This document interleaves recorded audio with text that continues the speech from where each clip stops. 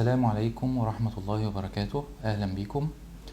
النهاردة إن شاء الله هنتكلم عن موضوع يهم أي سيدة حامل في جميع فترات الحمل، وهو إمتى أروح للمستشفى. يعني إمتى أخد نفسي كده أنا وجوزي ونطلع المستشفى ونكشف هناك. الموضوع ده بيهم ناس كتير جدا. احنا بنقسم الحمل لثلاث فترات: اول 3 شهور، والثلاث شهور اللي في النص، والثلاث شهور الاخرانيين. هنتكلم عن كل فترة من دي وايه اللي ممكن يخليني اسيب البيت واروح المستشفى، او اكلم الدكتور الاول والدكتور يقول لي روح المستشفى واسمع كلامه.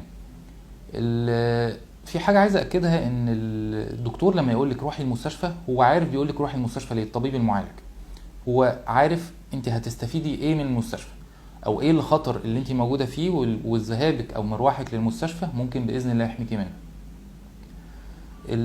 اول 3 شهور الحاجات اللي بتخليني اروح المستشفى هي القيء المستعصي او القيء المستمر، ودي لو رحتي المستشفى بتعلقي محاليل، بتاخدي حاجات مضادة للقيء، بنوقف الاكل شوية لحد ما حركة الامعاء والمعدة تنتظم، وابتدي ناكل تاني وترجعي البيت تاني، مفيهاش مشكلة. الحاجة التانية هي نزول دم في فترة ال3 شهور الاولانيين، وخصوصا بعد الفترة بتاعة الميزد بيريود او خلفان الدورة. الفترة دي مهمة جدا، ان احنا لازم نطمن ان الحمل جوه الرحم، يعني مفيش حمل خارج الرحم، مفيش اجهاض منذر. بالنسبة لموضوع الاجهاض المنذر، احنا هنقول ان اي ست بينزل عليها دم او عندها اجهاض منذر، اغلب السيدات بتعدي الحمل وما فيهوش مشكلة خالص، عشان ما نتخضش من الدم اللي بينزل اول الحمل. لكن لازم نطمن ان في حمل جوه الرحم، ونعرف ان نسبة الاجهاض عموما في كل السيدات اللي بتحمل من 10 ل 20% على حسب السن ووضع الحمل والكلام.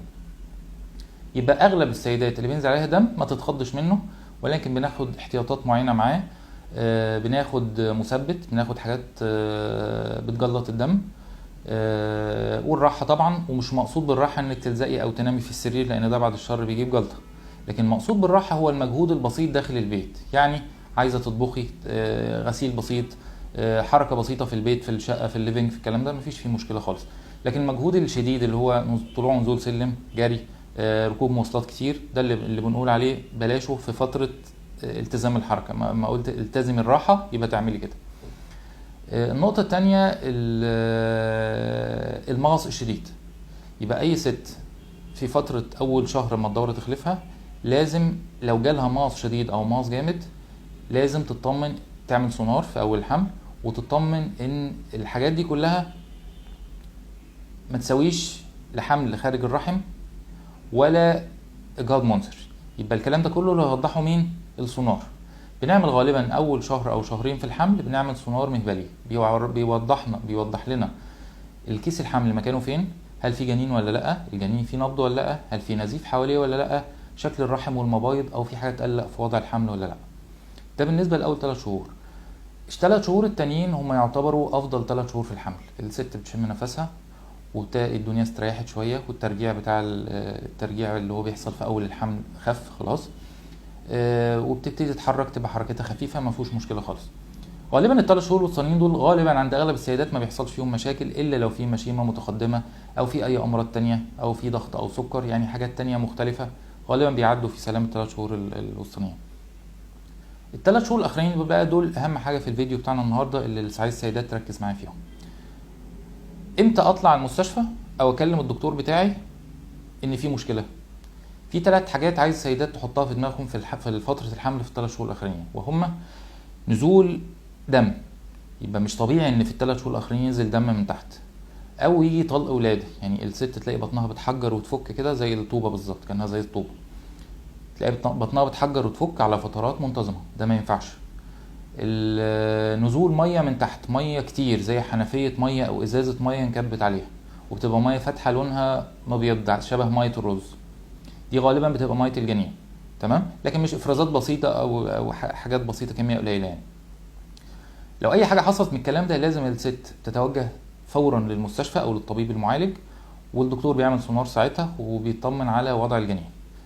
في مرحله الشهر السابع والثامن طبعا مش مفضل الولاده، فبيبتدي يدي علاجات بتقلل الطلق او الم الولاده او تهديه شويه، لحد ما يدي حقن الرئه الجنين، لحد ما الجنين يبقى كويس وينزل ان شاء الله كويس. المتابعة طبعا المستمرة في الفترة دي ضرورية جدا. يعني ما ينفعش تروحي مستشفى فيها ممرضة فقط او دكتور صغير. لازم تروحي مكان فيه دكتور نساء متخصص، وفيه تمريض متخصص فاهم شغل النساء عامل ازاي والولادة، وفي اجهزة بتساعدك على الموضوع ده، زي جهاز رسم نبض الجنين.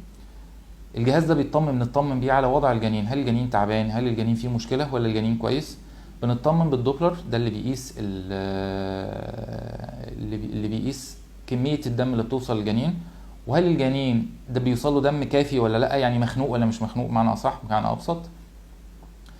ومتابعة الفحص لو في ولادة لازم طبيب متخصص يعمله.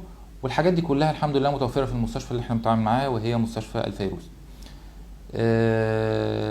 الفترة الأخرانية دي لازم الست تبقى حريصة من السابع والثامن إنها توصل للتاسع كويس. يعني المجهود الزايد، السفر، التنطيط، تبقى حريصة إنها تحافظ على نفسها شوية. أدوار البرد عموما يعني تحافظ على نفسها في الشهر السابع والثامن، ده كويس أوي.